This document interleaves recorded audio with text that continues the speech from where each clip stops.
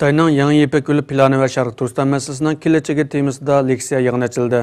Xitoyning yangi Ipak yo'li planida Sharq Turkiston va Turkiyaning jo'grafiyalik o'rni strategik ahamiyatga ega ekanligi o'tirib qo'yildi. Xitoyning yangi Ipak yo'li planida Sharq Turkiston va Turkiyaning jo'grafiyalik o'rni strategik ahamiyatga ega ekanligi o'tirib qo'yildi.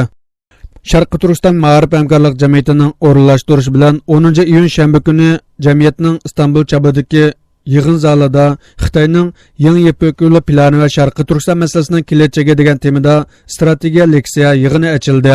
Bu qatimqi strategiya leksiya yig'inida Ankara Hacettepe Universiteti Tarix fakültesi o'qituvchisi, shunaqla strategiya mutaxassisi dotsent doktor Erkin Akram apandi Xitoyning yangi Ipak yo'li plani va Sharq Turkiston masalasining kelajagi degan temada leksiya so'zildi.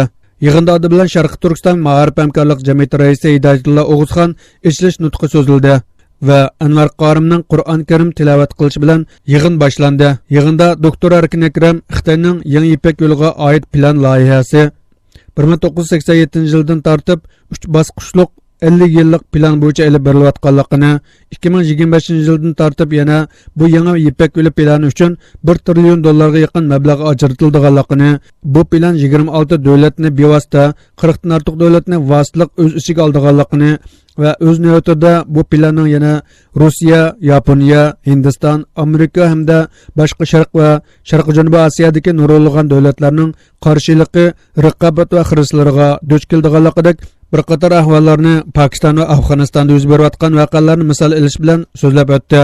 Yig'inning davomida yana bu yangi Ipak yo'li loyihasida Sharq Turkiston va Turkiyaning eng halqiliq rol o'ynaydiganligi, Sharq Turkiston tuprog'i bu planning chiqish ishiga, Turkiya bo'lsa bu plandagi Yevropaga o'tish ishiga ekanligi, shu sababdan Sharq Turkiston bilan Turkiyaning bu loyihadagi strategik o'rnining intayin muhim ahamiyatga ega ekanligi, bu sababdan Xitoy Sharq Turkiston masalasini ovoz chiqmaydigan holatda uzil-kesil hal qilish uchun barliq amal choralar bilan tirishayotganligi o'tirib qo'yildi.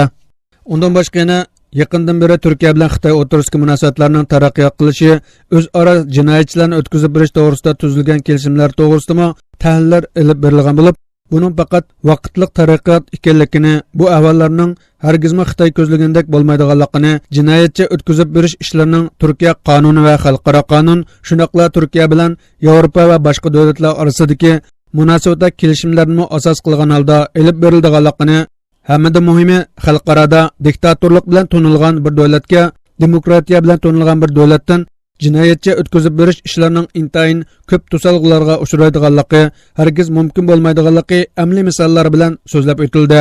Leksiya oxirida faoliyatga qatnashuvchilarning so'rgan savollariga qanoatlanarli javob berilgandan keyin yig'in oxirida kollektiv holatda iftor qilindi. Bu qatimqi leksiya yig'ini nihoyatda jonli kayfiyat ichida olib borilgan bo'lib, ko'p sondagi qatnashuvchilar zal ichiga patmaganlikdan o'r turib leksiya angladi.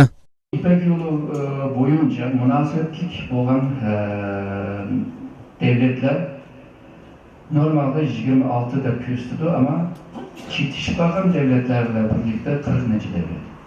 Şununla dünya nüfusunun ki 4.4 milyar dolar nüfusa ilgi oldu ve dünya nüfusunun %63'ünü Muş İpek yolu projektiye, Muş layiheye kırgen bulundu.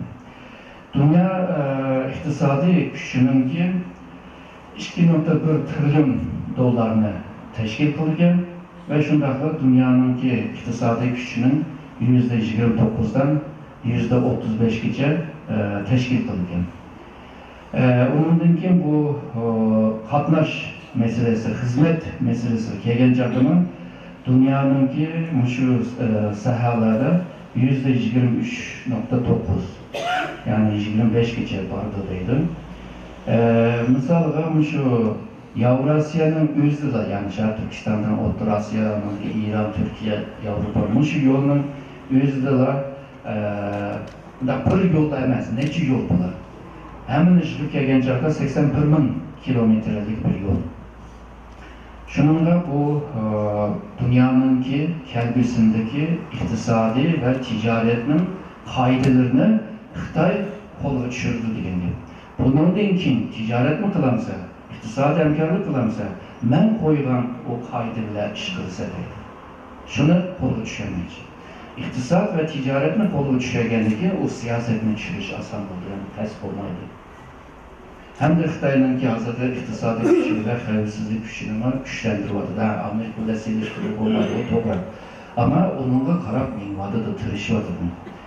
Shunga kelgusida Xitoy jahongir davlat bo'lishning yo'lini izlayapti.